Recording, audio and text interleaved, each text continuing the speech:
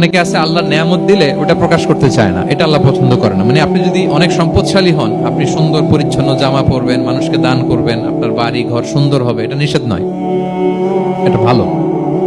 আপনি আল্লাহর দেয়া নেয়ামত ব্যবহার করতে পারবেন এবং বলতেও পারবেন, কিন্তু শুকরান লা ফখরান, শুকরিয়া স্বরূপ বলবেন, ফখর করে অহংকার করে না। বলতে পারেন আলহামদুলিল্লাহ, আল্লাহ তাআলা আমাকে 4টা ছেলে দান করেছে, 4 জন হাফেজ, আল্লাহ তাআলা আমাকে থাকার মতো একটা ঘর দিয়েছে, একটা বাড়ি দিয়েছে, একটা গাড়ি দিয়েছে, সম্মান নিয়ে সমাজে চলার মতো আল্লাহ তাআলা আমাকে দিয়েছেন। এটা যদি আপনি শুকরিয়া স্বরূপ বলেন, এটাতে সমস্যা নেই। কিন্তু অহংকার নিয়ে বলা যাবে না।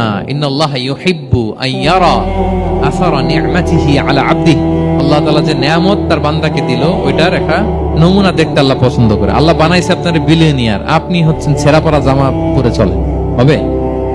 বানাইছে আল্লাহ তাআলা আপনাকে অনেক সম্পদশালী, আপনার চলা ফেরা কোনো রুচিই নাই, এটা হইলো না। আল্লাহ চায় যে তোমার যে নেয়ামত দিছে এটার একটা নমুনা তোমার মধ্যে থাকে, এটাও শুকরগুজার হওয়ার একটা আলামত।